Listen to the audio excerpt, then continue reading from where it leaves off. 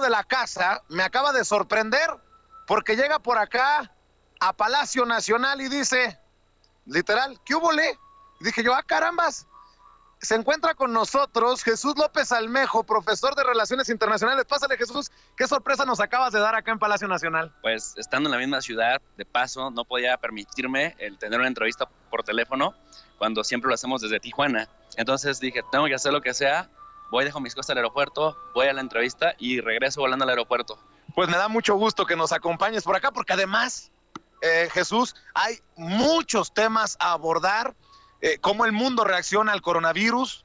De hecho, tenemos, creo, de acuerdo a información que nos han compartido, que Jesús Seade, el subsecretario para América del Norte, estaría en Hong Kong sin oportunidad de conseguir vuelo para regresar a México, debido a todo esto que está ocurriendo alrededor del mundo en torno a la alerta por el coronavirus. Tenemos a un Donald Trump que presenta su informe de gobierno, o el Estado de la Unión, como se le conoce allá en Estados Unidos, deja con la mano estirada a Nancy Pelosi. Nancy Pelosi, al terminar el discurso, rompe el discurso de Donald Trump. En fin, hay tantos temas. ¿Por dónde le quieres entrar, mi querido Jesús López Almejo? Pues mira, quisiera darle un poco de tranquilidad a nuestra audiencia, en el sentido de que efectivamente las pandemias son temibles porque su nivel de letalidad, de arrasar con la humanidad, históricamente ha sido muchísima mayor que las mismas guerras mundiales. En este orden de ideas, es importante atender con todos los protocolos de seguridad que sugiere la Organización Mundial de la Salud, por lo que ya mencioné. Sin embargo, decir que, a diferencia, por ejemplo, del ébola, que hacía lo que hace el SIDA en 10 años, lo hacía en un mes, que el nivel de letalidad era de 40%, es decir, cada 40 personas de cada 100 que se enfermaban, se contagiaban, se morían. En la República Democrática del Congo, en Liberia, en Sierra Leona, en el continente africano. Está, por ejemplo, el MERS, que es el síndrome respiratorio que se dio en el Medio Oriente, apenas hace 8 años, que su grado de letalidad era de 35%, es decir, 35 personas de cada 100 se mueren cuando adquieren este virus. El nivel de letalidad es altísimo. O el SARS, ¿no? El que también se le conoce como la fiebre china o la fiebre de Hong Kong, que su grado de letalidad era de 27%. En comparación con eso, incluso la influenza H1N1, del cual nos enteramos muchísimo por los medios de comunicación, tuvo en el año 2009 en adelante 1.63 millones de contagio.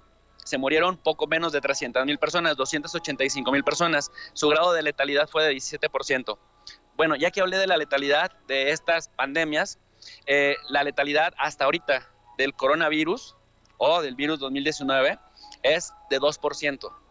Es decir, ahorita no nos importa la cifra porque va a estar cambiando constantemente porque estamos apenas recién iniciando. En ese orden de ideas, por ejemplo, ayer, la semana pasada, se hablaba de que había menos de 15,000 personas contagiadas. Hoy ya nos dice el Ministerio de Salud de China que tenemos a 24,000 personas contagiadas, que ya se han muerto casi 500 personas.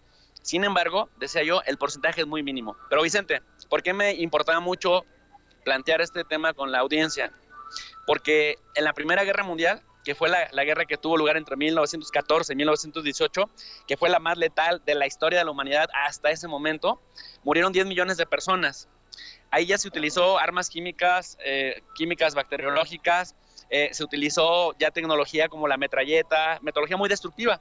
La guerra más letal hasta antes de la Primera Guerra Mundial había sido la Guerra Franco-Prusiana de 1872, se habían muerto cerca de 200,000 personas.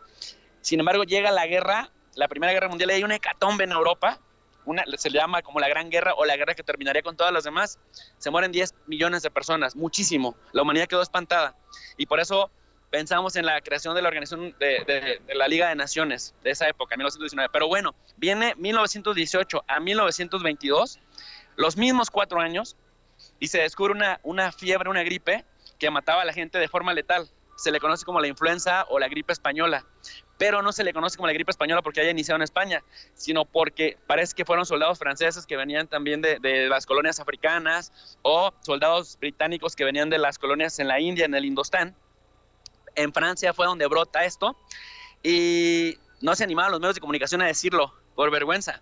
Sin embargo, los medios españoles empiezan a identificar, lo hacen público.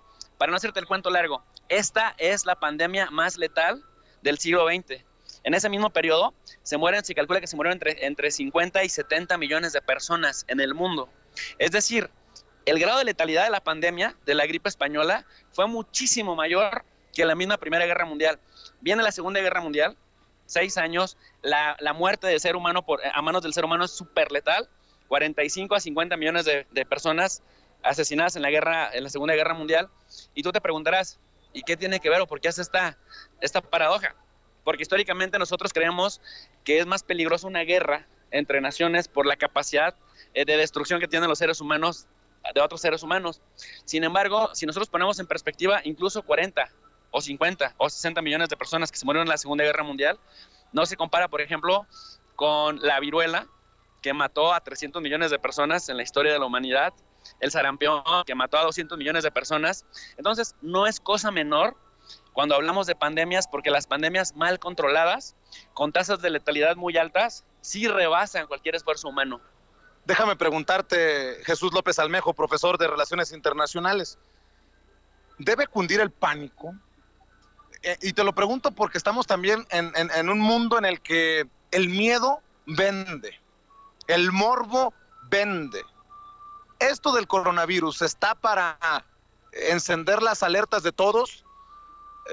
¿O cómo percibes la respuesta mundial ante el coronavirus? Me parece que hay mucho morbo de los medios de comunicación que quieren vender noticias amarillentas o amarillistas, pero me parece que la humanidad ha ido aprendiendo de sus experiencias, y en ese orden de ideas ahora hay protocolos de salud que nos dicen más o menos cómo protegernos de manera preventiva de este tipo de pandemias. Y mira, me explico, por ejemplo, la provincia de Hubei en China, recuerden que tiene 1.400 millones de personas, tiene a 60 millones de personas. Wuhan es la capital. Esta capital, dicen ellos, es un pueblito de 11 millones de personas. 11 millones de personas, acá sería la ciudad, ¿no?, de Los Ángeles, por ejemplo. Hay 24,000 contagiados, hay 500 personas muertas. Si lo ponemos en perspectiva, pensando que todavía es muy importante y todavía es muy valiosa, estamos hablando del 2% de letalidad. China incluso ha demostrado al mundo su capacidad impresionante para en 10 días estar construyendo hospitales que se van a dedicar a la contención del coronavirus, porque ya les había pasado con el SARS anteriormente. Entonces, sí hay que tener cuidado, sí hay que tener muchas precauciones, pero no hay que estar espantados ni paranoicos, porque hay un autor que se llama Peter Katzenstein, constructivista de las relaciones internacionales, que tiene un libro que se llama El miedo y la incertidumbre, sobre cómo los grupos de poder manejan a la población cuando la población tiene miedo e incertidumbre. Es decir, los seres humanos, cuando tenemos miedo y tenemos incertidumbre, cedemos un montón de cosas. Entonces, la idea es que este tipo de coberturas noticiosas no nos lleguen al punto en el que nos paralizamos de miedo, sino que tengamos información, atendemos, por ejemplo, o estemos atentos a lo que indica también la Organización Mundial de la Salud, porque, por ejemplo, la Organización Mundial de la Salud es la organización que articula los esfuerzos de cooperación de la comunidad internacional justamente para que los protocolos de prevención, pero también de reacción a las pandemias, sobre todo cuando están en el nivel 6, se activen y entonces la gente sepa qué hacer, sepa cómo prevenir, pero una vez que estás contagiado, sepas cómo evitar el contagio masivo. Eso del miedo y la incertidumbre, solamente para que quede en la mente con claridad de las personas. ¿Qué pasó después de los atentados terroristas del 11 de septiembre del 2001 en Estados Unidos? Los ciudadanos estuvimos dispuestos a darle al gobierno hasta nuestra confidencialidad, hasta nuestra invasión de nuestra privacidad en pos de la seguridad nacional. Y si no me creen, quítense los zapatos cuando vayan al aeropuerto, y si no, no se suben al avión, y así sucesivamente. Pero nada más para ahondar en este tema. Y ya que estamos hablando de